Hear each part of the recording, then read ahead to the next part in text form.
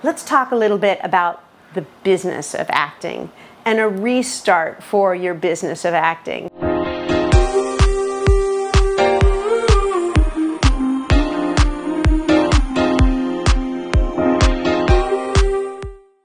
There's the art form, the craft of acting and becoming a really good actor. But now we want you to make money. We want you out and we want you being able to handle the business side of it because it is a business. Hence, business of acting. So let's talk about your reps. They're sort of your first line after yourself about getting jobs. So making sure that your reps know who are the relationships that you have. Do you have a friend that's a writer or a producer on a show that might be able to bring you in? Do you have a fan in the casting department? Again, letting your reps know who out there is a fan of yours and might assist in getting you in the room. Do you need additional reps? Or maybe you need to change your reps. Maybe you want to add a manager. You might want to start with your agents and ask them who do they like, who would they work well with? What is your goal out of getting a manager? What is it, are you hoping that they might be able to get you more sitcom auditions? Because that's what you really want to be doing. Are you hoping that they're going to be able to help you on the feature film side of things? Thinking about how they can work with and strengthen your existing relationships. It might be time to make a change. Your agents just don't seem to be able to get people interested in you. Maybe they don't have enough juice to get you in certain rooms. Maybe your agents don't have the connections. Maybe they're better for certain roles and parts and maybe not for you. Maybe it's time to make a change. Doesn't mean that they're bad agents. Just means it's time for you to make a change. So being able to do that up front, professionally, you never know where somebody's going to be moving to. Sometimes there might be one agent that you really love at your agency, but they're not somebody who gets to spend a lot of time working with you. But you never know, they might move somewhere else and then they might be able to be your agent. Keeping those relationships, but also knowing when it might be time to move on and doing that in a professional manner. Do you need new headshots? Do they look like you? Or have you had the same headshot that still looks like you for 5 years and everybody in town has seen it and they're just not interested anymore? Do you need a little fresh energy with some new pictures? Have you changed maybe what it is that you're selling, your branding, your type? Maybe you were all about fitness and now you're all about parenthood. So maybe there's a change in the roles that you're going up for and what it is that you're selling. So maybe you want to make sure that those photos reflect that. Do you have a photo that makes you look like a young parent or maybe a DA or some other kind of role that you're now aging into? Are your reels up to date? Do your reps have your latest and greatest reel? Are they still running your old one? You can't expect them to be on top of everybody. You've got to make sure that you're helping them out and getting them your latest and greatest. What new skills? What new skills have you acquired?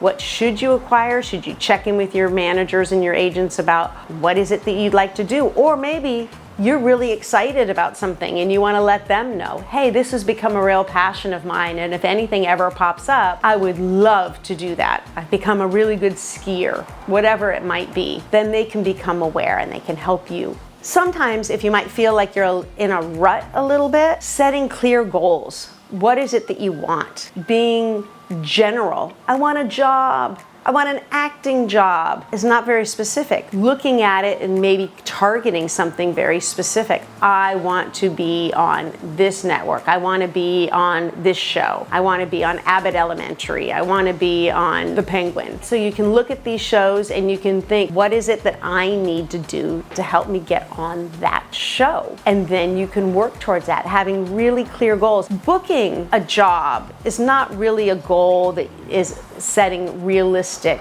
measurable goals and achievements, but meeting somebody, getting in shape if you want to be on one of these, firefighter shows or a show where you've got to be really physically fit, you can get into the gym. You can make that your goal. You could make it your goal to get a new skill, maybe to work in class on these things until you think you've mastered it. Setting goals like that are achievable and attainable. So saying, I would like to be able to own these roles of 18th century people. Yeah, I'm watching the Gilded Age, and I want to be on that show. So I'm going to take a voice class, and I'm going to work on my diction, and I'm going to make sure that I can carry myself. I'm going to get into a dance class or a movement class, being able to hold my body as if I'm somebody from the 1800s. Different ways of holding and speaking, there's an achievable goal. And then you tell your reps that you've done that, or you make sure that you record something, you put something on your reel that is representative of that. Your social media. Does your social media reflect you? Is it what you want to be putting out there? Do you have videos of what it is that you like to do? Again, to help you be able to sell yourself and your agents and reps be able to sell you.